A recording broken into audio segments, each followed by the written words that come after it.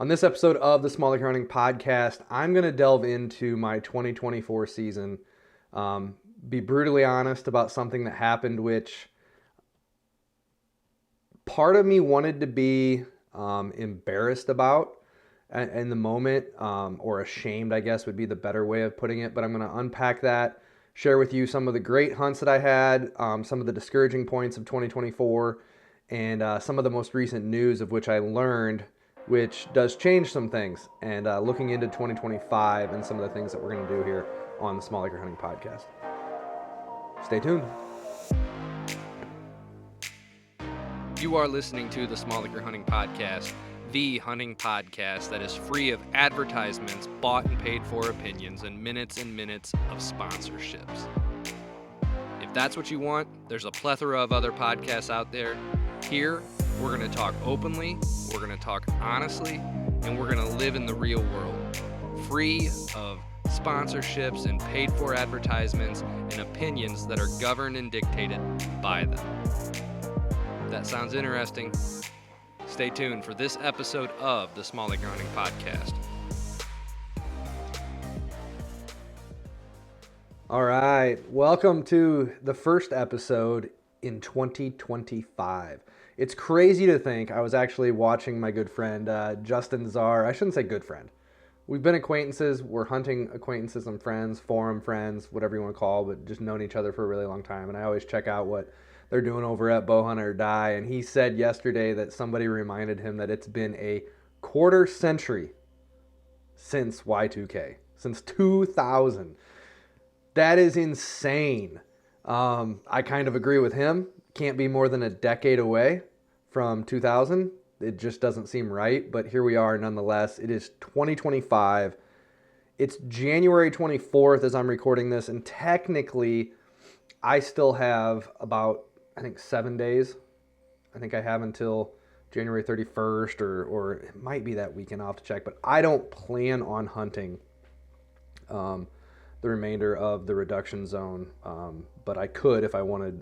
My property does lie in one, and I could technically go out there and try to harvest something, but a lot of different variables have occurred, a lot of different things have changed, and my mindset right now just isn't focused on hunting, if you will. But let's chat about the 2024 season. The 2024 season was an interesting one. Multiple different things occurred. As I've shared before, I ventured back into the world of always taking camera with me, never leaving home without it, having to film every single hunt because I was committed to being part of the Chasing Giants TV program that Terry Peer and Joe Miles and Don Higgins invited me on graciously enough. And it was an interesting thing. I forgot just the amount of added time and work that is necessary to set up the camera every single time. I would say there was probably once or twice where I didn't hunt because the best stand location I was heading to didn't already have one of my camera shoulders mounted to the tree, because I just didn't want to deal with it, especially when it's really cold. Those things are insane and intolerable to have to deal with to get it right. Everything's really cold. I don't run the most modern fourth arrow shoulder mount, and that is something that, man, I would really love to, but everything costs money. Everything's really expensive, and I'm having to upgrade my computer and everything, because going along with filming my own hunts, I had to upgrade. They really pushed us to try to have a 4K capable camera, because it just makes filming so incredibly easier, because you can crop the footage more so than you ever could with 1080p or high def, which I still use my G20. It's my backup camera now. It's going to be my camera for when it's really hot or really cold, or maybe the weather's not quite 100%. I don't want to risk my 4K. Most people that film hunts, it's not a big deal. They'll just buy a new one, or they got a sponsor, or they do all this stuff, but I can't afford to have my 4K camera go down. And it's not even a top of the line 4K. I mean, it is a good camera. It's a Canon XA60. The box actually that I have it sitting on right now propped up on a small little midget tripod. It's the XA60B. I never really researched enough to know what the B model was, but it shoots 4K, does everything that I need to. It's a Canon. It's a familiar setup to my old Canon G20, which, for those of you looking to get into filming your hunts, yes, there are some incredible second angle cameras that are coming in an insane way. The Insta360 that I needed a second angle camera. My really decade plus old GoPro broke, and I got one of those Insta360s kind of midway through the season. And I will say this much: once I figure out how to use that thing well and the exact placement and everything, what it is capable of is insane. It is insane.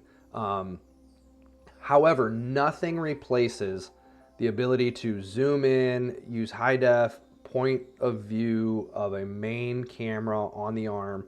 Like, it can't be replaced. Those Insta360s are still going to be that really zoomed out, the way their lenses and everything work. Now, you can crop it, flatten the footage, and it's pretty incredible. I mean, those things shoot in 4K, 5K. I think the newest one shoots in 8K. That's a lot of file size space and everything, but it's just incredible. But anyways, if you're looking to get into filming your own hunts, the Canon G series, the G20, G30, you can pick those up for easily less than $1,000. I think if you hunt long enough and you're patient enough, there's guys selling them for $300 to $700 used. It is a phenomenal camera. The reason why you want your main camera to at least have a launch remote is you don't have time to find the record button on your camera, make sure everything's there, using the camera zoom toggle button on it or whatever. Instead, you get a launch remote, and your fluid head that the camera is on your camera arm becomes all you grab. And you memorize this thing to where it's only got a few different buttons. If I think about it on YouTube, I'll throw up a image of mine and just show you, like, I know exactly where the on button is. I can shut the camera on and off right there. I can zoom in and out. I don't have to look down. At minimum, all I have to do is look at the viewfinder to kind of make sure I'm in focus and everything.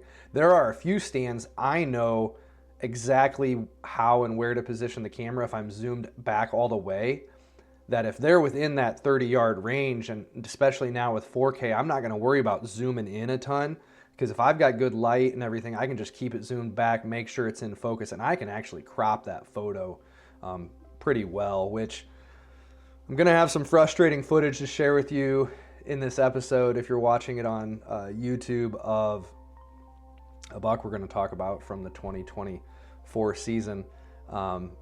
Phenomenal deer, and my hesitation cost me. But anyways, if you're looking to get into filming, the G20, G30 would be an excellent camera to look into as your main while you work towards 4K capabilities. Now, if dropping over $1,000 is not a big deal to you, jump into the Canon XA series, get a 4K. You're just going to start really higher than what you need to.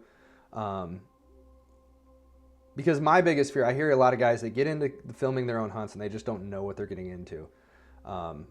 If you need a main camera, the G series is what I would recommend. But if you're looking at just getting into filming them in general and just kind of figure out if this is what you want and like, I would really recommend getting an Insta360. On your entrance and exits with the pole, an extended pole carrying that thing, you can get footage all the way around you. Mounting it above your head on the stand, there's settings on there to where it can loop record for 30 minutes. And it'll only save the last setting. It's a way to save space. And then you just got to remember when something happens, if you want to save it, you got to change that, save it, manually and everything. But that's something to get into. It's a lot of work. If you have a handy cam, yes, you can do it. The issue, like I said earlier, is you're going to have to fidget with the camera itself, not a launch remote. There are some smaller handy cams that I guess some people have figured out. There's certain brands that can have adapters and everything to where you can use a remote. I just always heard horror stories, those failing guys having issues, and they're like, you got to go with, a higher end, a consumer level professional camera, like the consumer line of professional cameras, which is what I've always used. The G series was considered that. The Canon XA series are considered that. I think Sony has some really good ones. Panasonic has some really good ones. So just look into that. Sorry, side tangent. But filming again this year was interesting. It was something that I forgot how much I enjoy. Looking back on the footage, looking to see what you captured, getting the deer. It really is, it wasn't that I necessarily passed any bucks that I wouldn't have without a camera. But the expedition in the moment of not even considering shooting because I have the camera is real, and it's prevalent. You know what? There is a buck.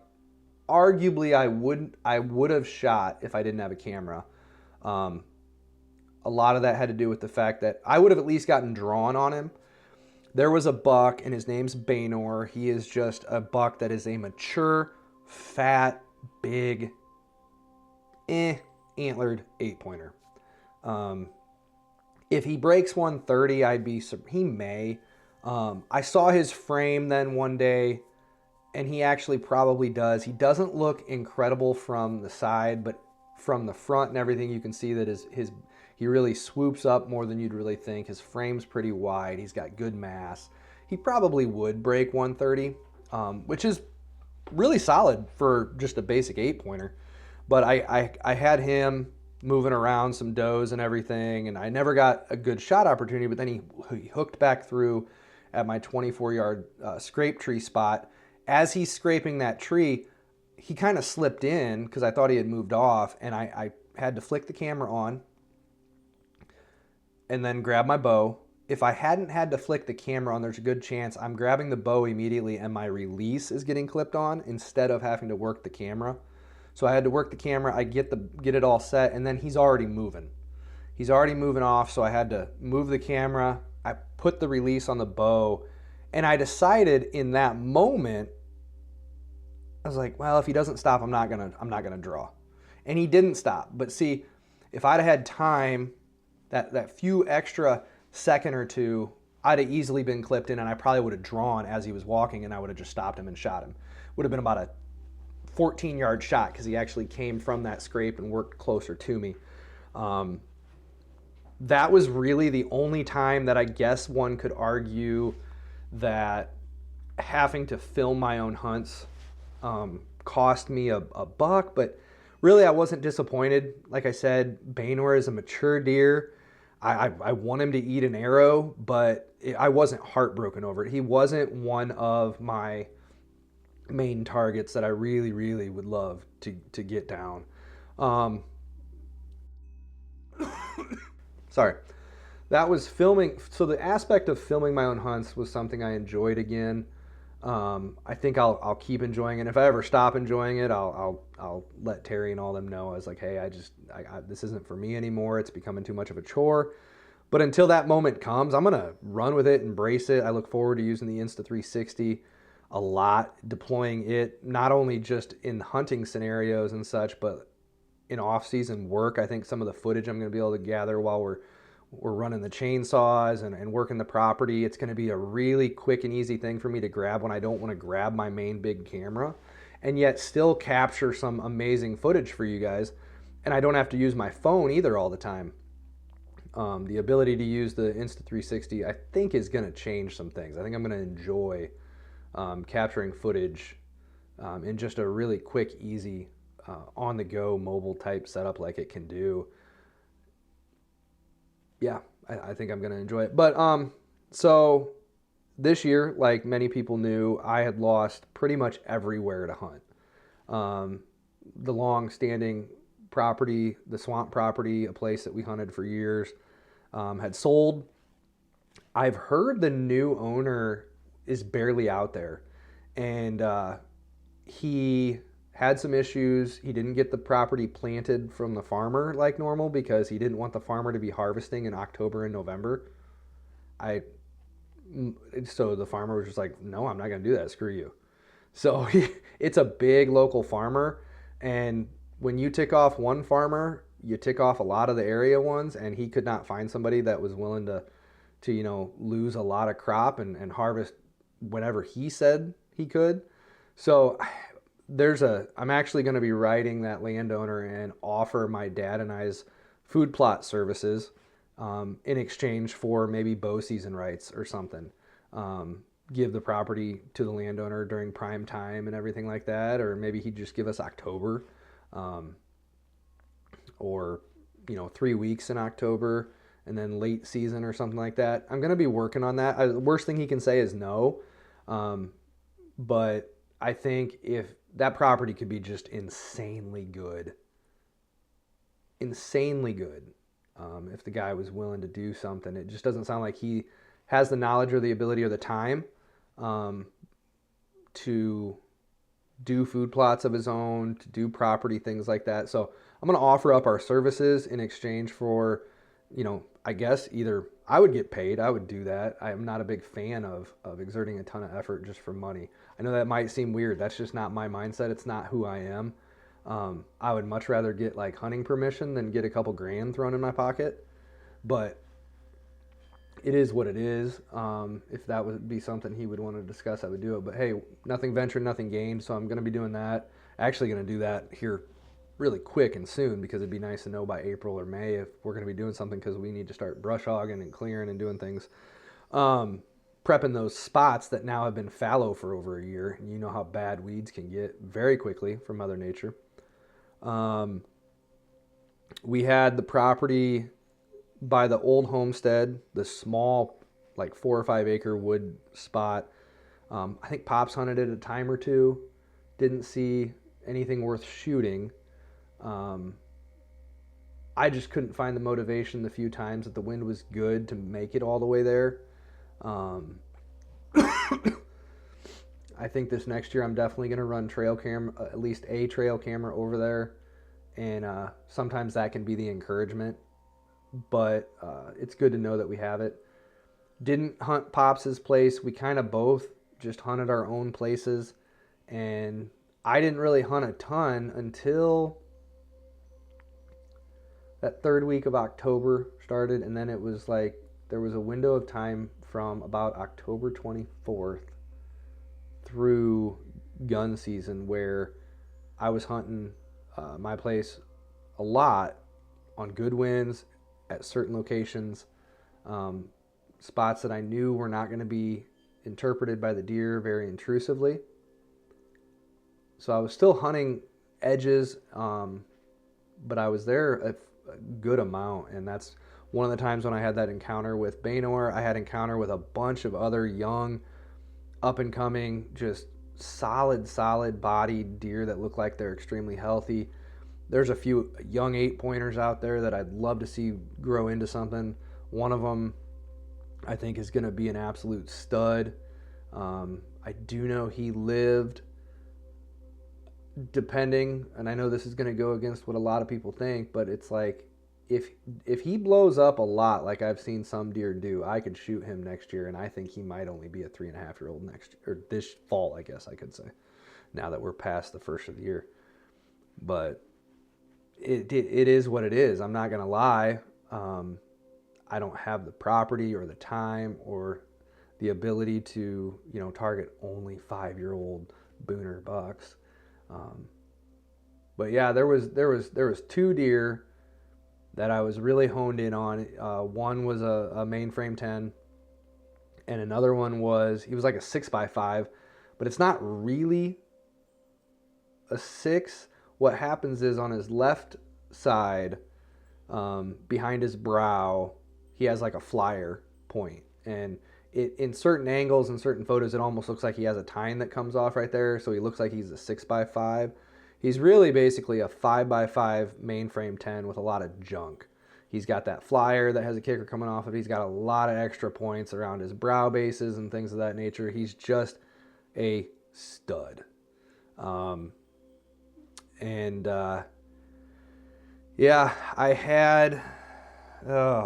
it makes me sick thinking about it. It was the first week of November or just the start of the second week of November. I'd have to look back at the dates. I was hunting. And I had a lot of encounters that day. Or no, that day I don't think I had seen anything. Man, I gotta look back through my notes and such. But anyways, about 2 hours before last light. So that's right. I think this was the day I had seen a lot of cruiser bucks. I had quite a few 2-year-olds swoop through, getting pushed in and out of the bedding to my northeast, where I suspected there was probably a doe from the noise and everything up there. There had to be a hot doe with a buck. And lo and behold, around, like I said, about 2 hours before last light, I had a big doe start coming down the trail and hooking into the cereal rye plot that I'm overlooking, because as many of you remember, I had a massive drought. And so a lot of my plots this year were purely just, predominantly they were cereal grains, rye grain. There were oats in there as well, but a lot of cereal rye. On the third, I think, attempt of planting was finally when we got weather conducive to growing. So he came in behind her, and he's one of those bucks, the second you see his frame, you don't have to look at the antlers anymore, because it doesn't matter. That's a shooter. His body frame confirms that's a shooter, and all you do is you just wait for your opportunity. So the doe comes in, and the way the stand is oriented, a lot of my shots are off to my left and left front. And then immediately beyond the 90-degree left angle, there's an oak tree next to the tree that you're in, so it kind of shields a lot of your movement right there. Well, that doe comes in, and she filters down basically behind the cover oak tree, kind of right over my left 90-degree, right over my left shoulder, just barely. To the point where you can turn your head and you can see her, but you can't shoot to her, and she's kind of behind you, but not really. And she feeds to about the 17 to 20 yard mark, and she's angled towards me, and she's angled towards to kind of feed towards, and she continues to feed little by little, mouthful, and then they take half a step, and she's angling to come right down in front of me at 10 yards and work on off, to my south, past the scrape tree, past the area right there where I've shot a bunch of deer. And he is about at the 36, 35 yard mark, opposite of me, initially behind that cover of the tree. And then he comes down the lane a little bit more, and he's feeding towards the south, and he's at 35, 36 yards. So now it feels like an eternity, but everything of which plays out is less than 90 seconds. I don't even know how long it actually is, but as he's feeding, I know he's at 35. I practice to 60. I shoot my broadheads to 40 consistently, and I even launch some broadheads at 60 yards. And now I shoot single bevel, 2-blade, grizzly stick, 200 grain. For those of you, I know everybody's going to wonder that doesn't know. So he's at 35 yards. He's calm. He's feeding. She's feeding towards in front of me. That is his doe. And in my head, the first 15 or 20 seconds like this, I'm like, I'm just going to let him come towards me. I'm going to let this set up. There's no need to rush this. I don't have failing light. I don't have, these deer are not, he's not running her or anything. They walked in. They're calm. I'm just going to let this play out. And if he starts acting like he's going to leave, well then yeah, maybe I'll do it. He's broadside, guys. And it takes me probably 10 to 12 seconds of staring at this deer broadside, playing with the camera, getting better footage of him, to realize, Ty, you're an idiot. This is probably, antler-wise, Not age-wise, but this is probably the second biggest deer of my life if I harvest him.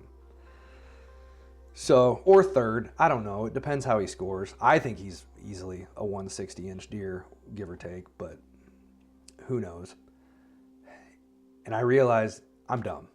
So I go to put my hand on my bow. Well, that doe kind of catches a little bit of movement. So now some of this 90-second window is taken by that doe, but she calms down really quick, probably a matter of seconds. I get the bow, I take it off, and I'm getting ready to draw, and she notices me again. Okay. Normal scenario, doesn't matter. I wait. Well, about the time that happens, and I'm gonna try to bring up the footage. Well, here, I'll just play some of the initial filming. This is cropped and such, but this is me getting him into focus right as he walked out.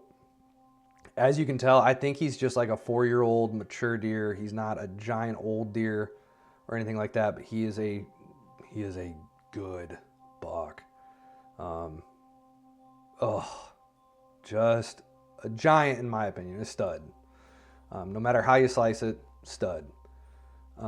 This is about the time that I realized, so about 10 to 15 seconds, realized, now this is me actually cropped in.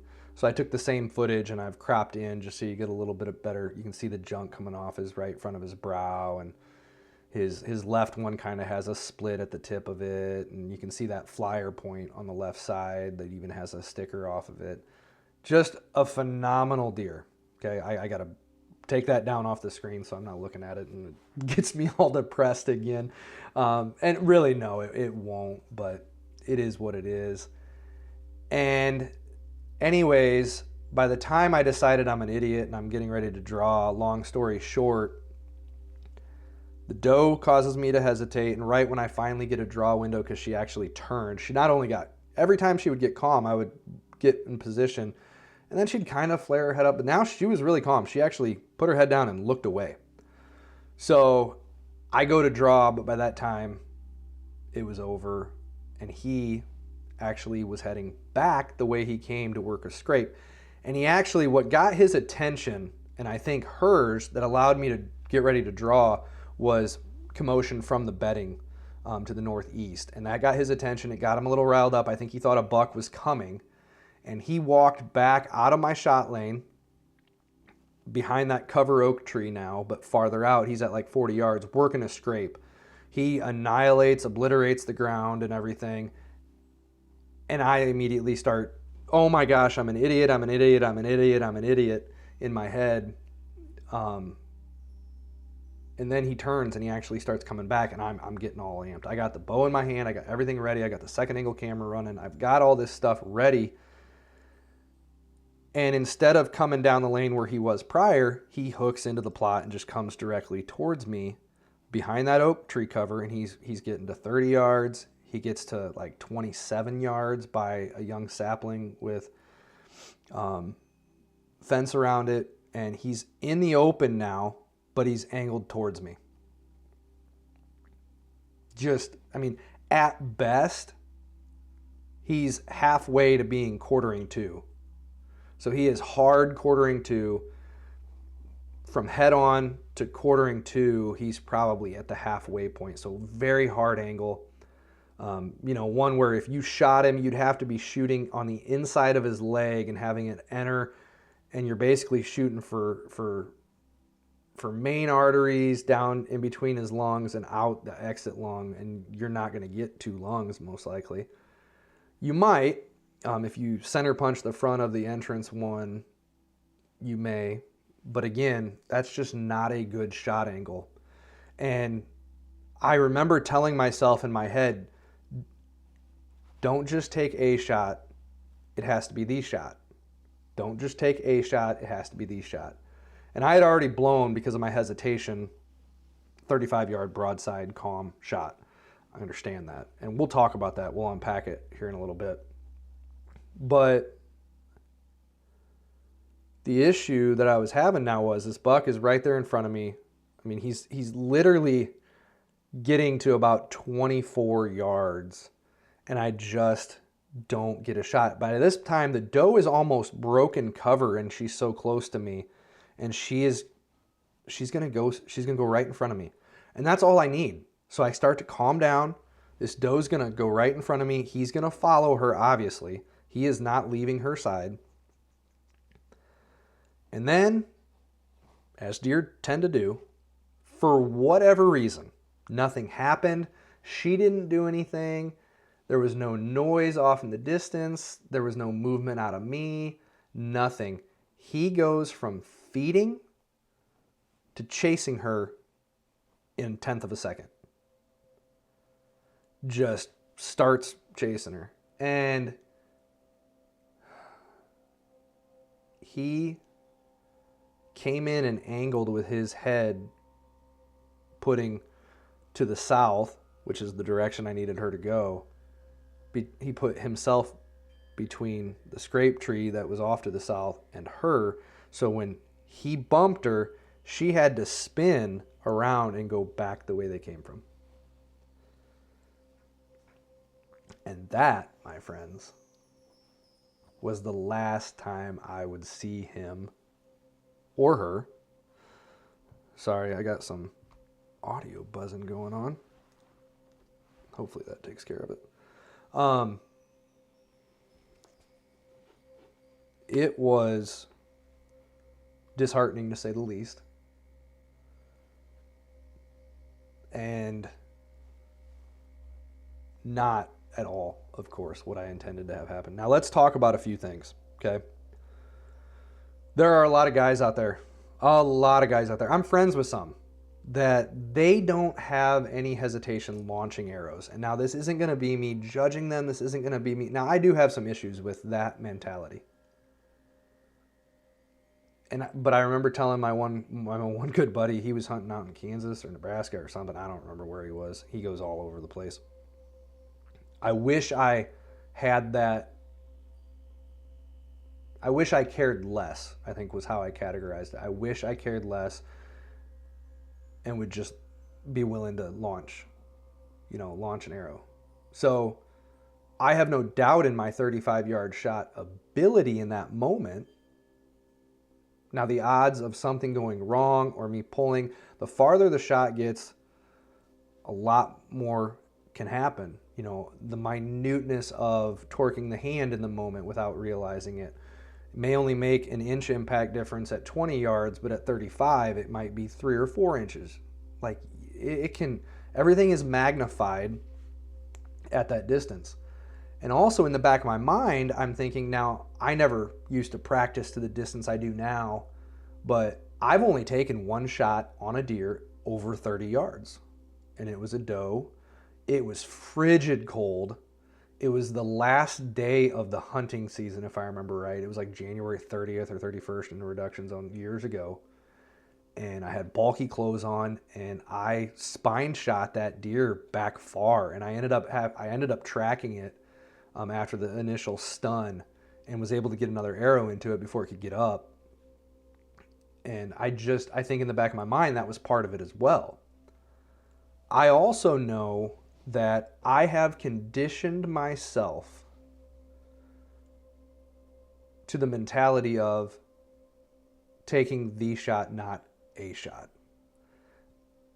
I'm not looking to just launch an arrow. I'm not looking to just get a shot at a whitetail. It's very easy. There are, I don't know about hundreds, but there have been dozens of occasions where if all I cared about was trying to get an arrow into a target buck, I'd have a lot of deer out there that I might have on my wall. I have a sneaking suspicion I'd have a lot of stories of unrecovered deer, wounded deer, and potentially deer that I killed that I have no knowledge of that they actually died. No confirmation of it because they were never recovered. If you are the type of guy out there that has no problem just slinging arrows, I I don't necessarily think there's anything that I can say that's going to change your thought process other than the simple fact I will be honest and say I don't want you as part of the hunting industry. I don't want you part of the hunting community. I don't want people to relate your mindset with me.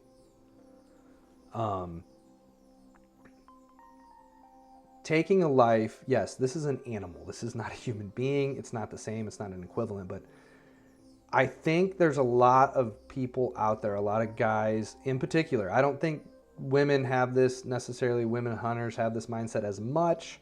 I'm sure it exists, but I think more guys, pardon my French, need to give a shit.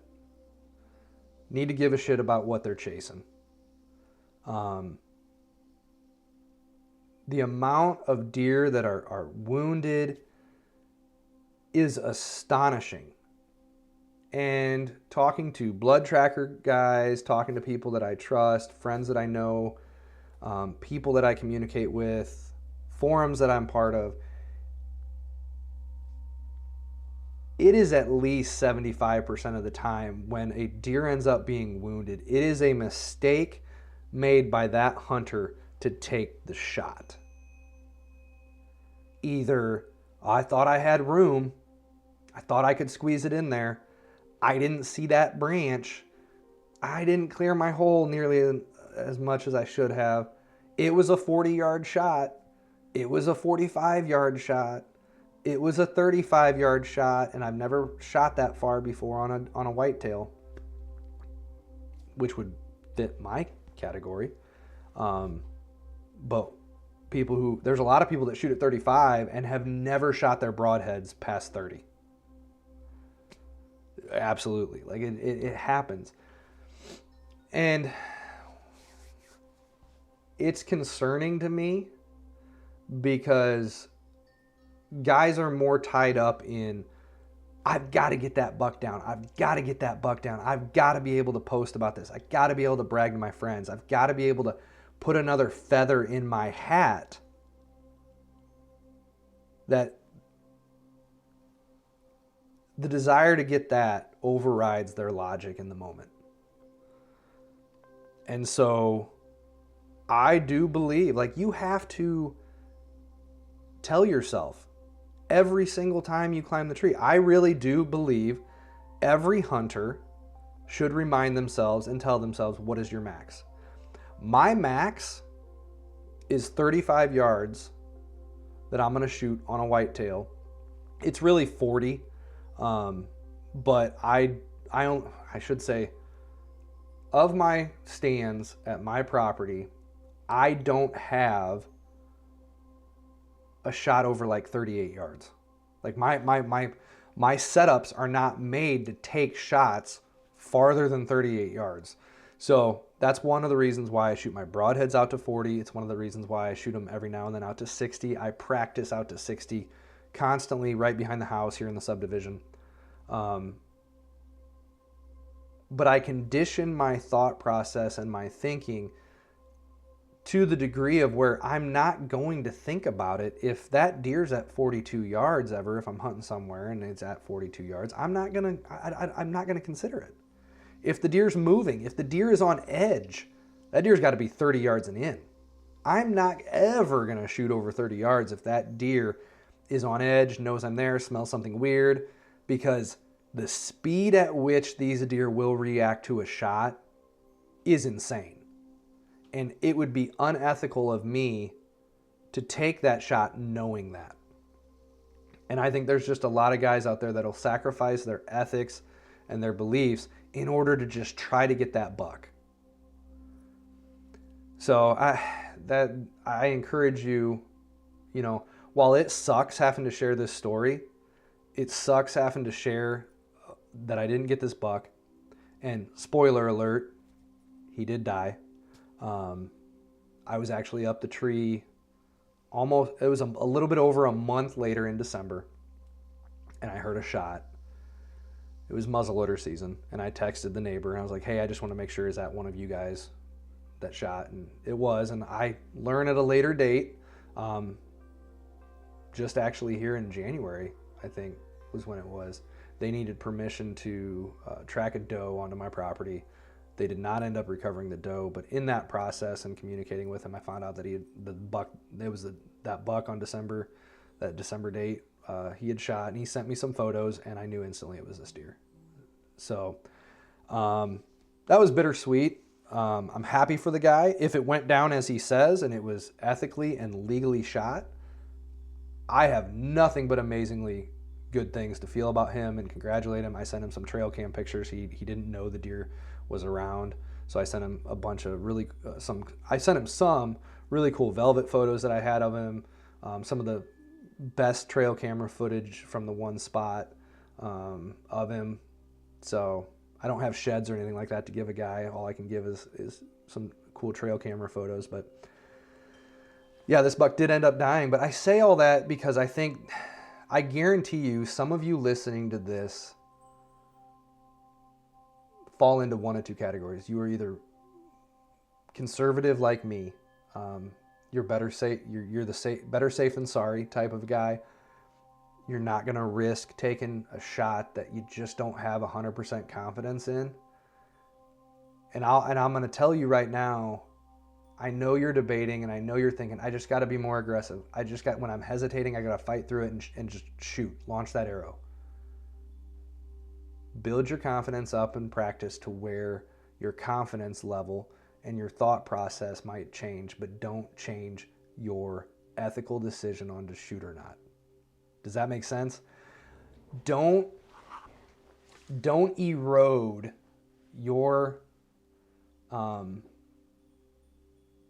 belief structure on, is it an ethical shot or is it not an ethical shot?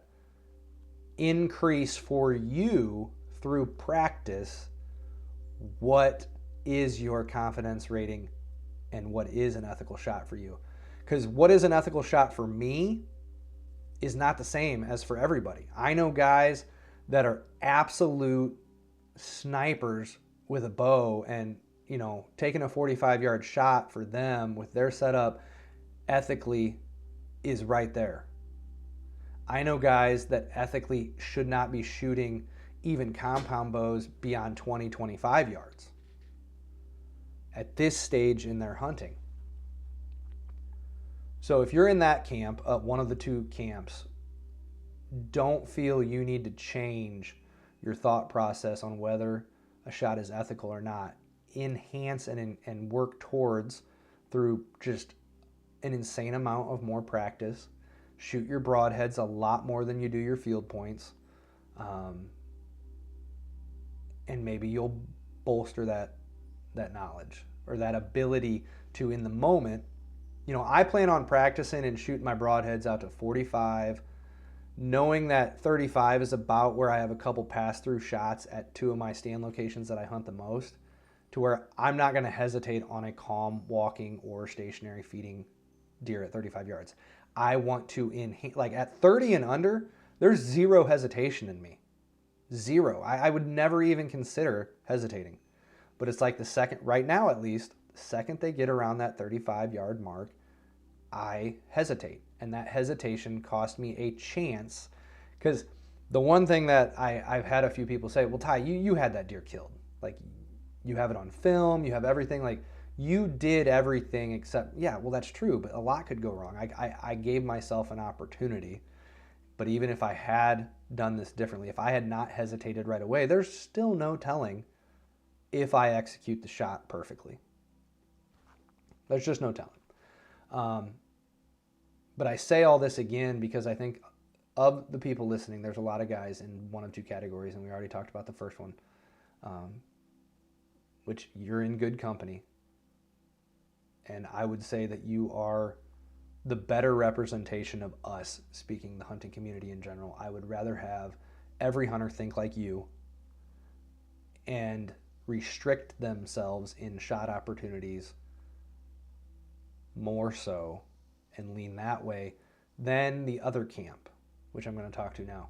If there's the other camp that's listening to this and you have no hesitation, you think I'm an idiot, you think I'm a loser, you think I'm dumb, whatever term you want to use to describe me,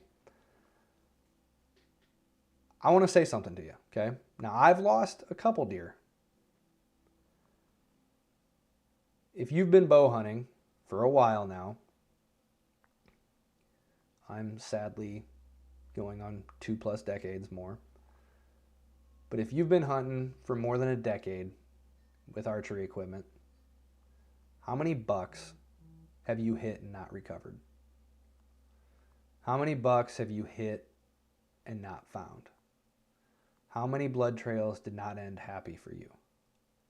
And don't just limit it to bucks, but I'm going to focus on bucks right now because a lot of people do, but also then step further, think of just deer in general.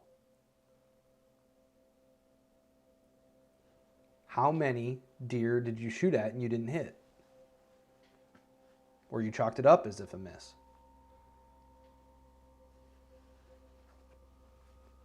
I've had, in my hunting career, 3. And one of them was very early on, less than 5 years into me vertical bow hunting. I can still remember that deer, that doe. I still think the issue with that one was our blood tracking. We did not do a good job. And then it rained because she died. And she died 150, 200 yards away. But we just could not find good blood. Grid search turned up empty. We hadn't found any blood, which is why I didn't call the neighbor. If I'd have called the neighbor and grid searched his property, I'd have found her. But then there were 2 deer that I can remember, and I remember them well. They both have made me vomit at night because I hate knowing that I've wounded and hurt a deer. The one was a shoulder shot, and it was the one that really made me push my setup to a higher FOC, higher weight, because there was no reason her shoulder should have stopped me. She was at like 20, 21 yards. I still to this day cannot believe that shoulder stopped me.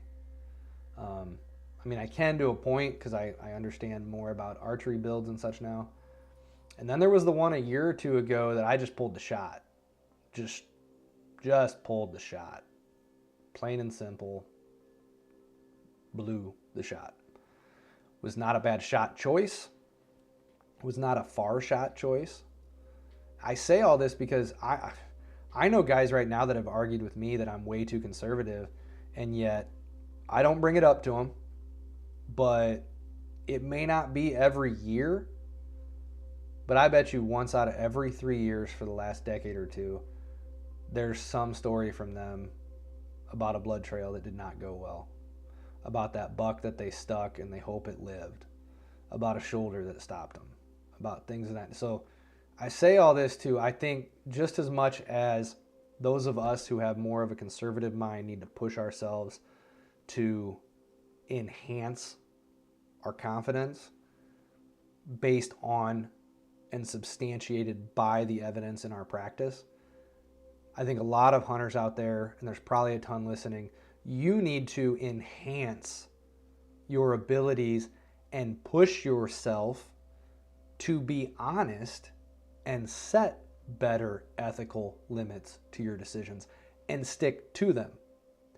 That's the other thing. There is a lot of guys out there that on a doe, they're not going to take a 35-yard shot. They're not. No, I'm not going to do it. Not going to do it. Oh, smack. It's Godzilla. It's the buck I've been after. It's the buck of my dreams. He's a 175-inch with a 10-inch drop tine, and he's walking at 38 yards. I've never shot a deer over 22. I barely practice over 30. But, hey, nothing ventured, nothing gained. You can't catch a fish without your lure in the water. You can't kill him if you don't shoot at him. Like, that mentality takes over and overrides everything. If you have different limitations, maybe that's another thing. If you have different limitations for bucks than you do does, your limitations are screwed up and you're wrong. Like, you're just flat wrong. I'm sorry. Man up, in my opinion, and be real. Be honest. You're being dishonest to yourself. So, I've been rambling for a really long time about this, but I think it's something that I wanted to share. I wanted more people to hear about this experience. I knew that night I was probably never going to get another chance at that buck. Now, that didn't stop me from hunting smart. It didn't stop me from trying. He was still around. He had no clue I was there.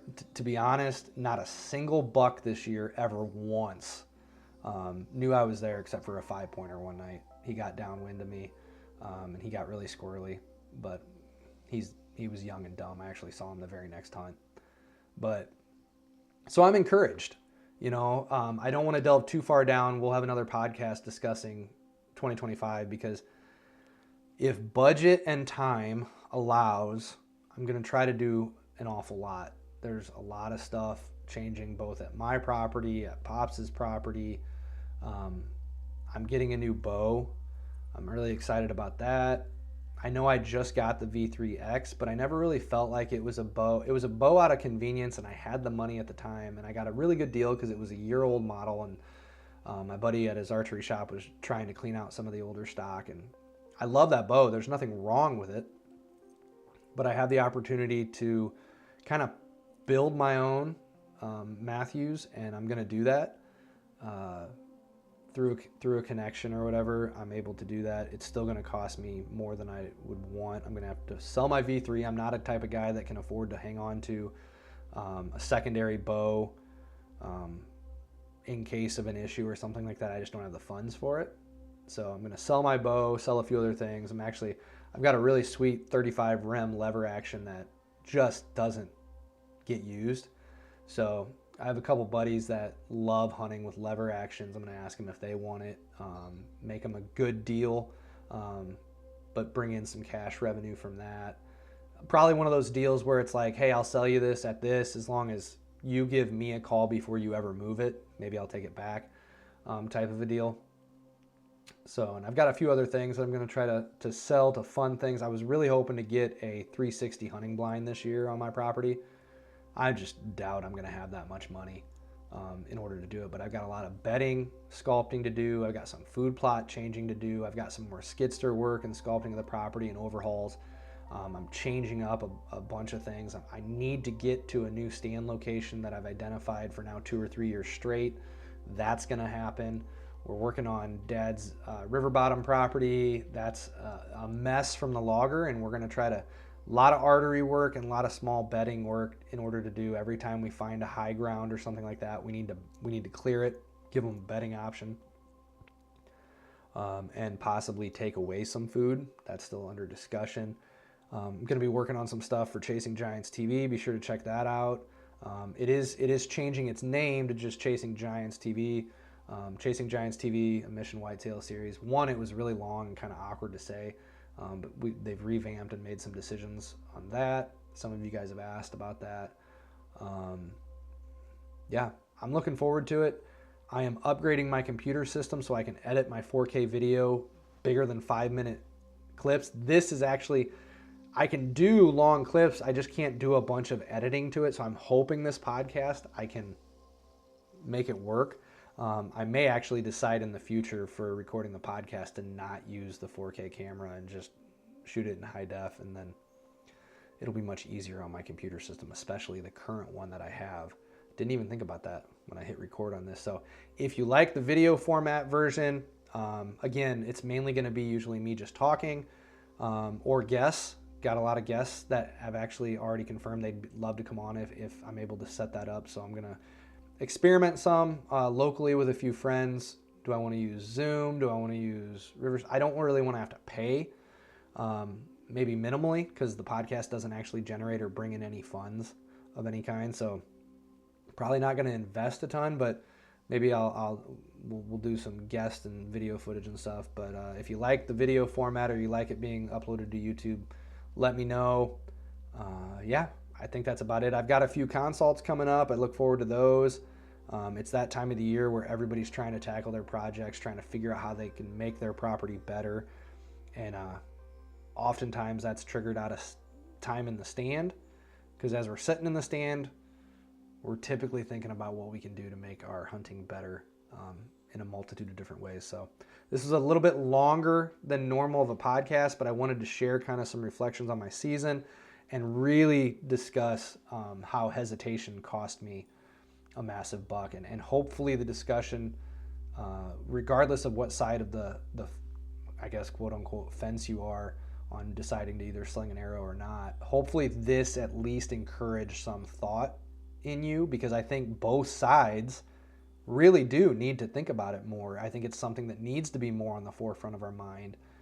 And a lot of people need to be vastly more conservative and not lie to themselves about what they should be and shouldn't be doing when it comes to launching an arrow. And I think other guys like me, we need to work our butts off and be honest with ourselves that, hey, we can enhance this a little bit, but we're the type that need to be able to substantiate it. So seeing that broadhead bury into the target in a right where you want it at 40 yards consistently in July, August, and into September is going to give you the confidence to hopefully boost you.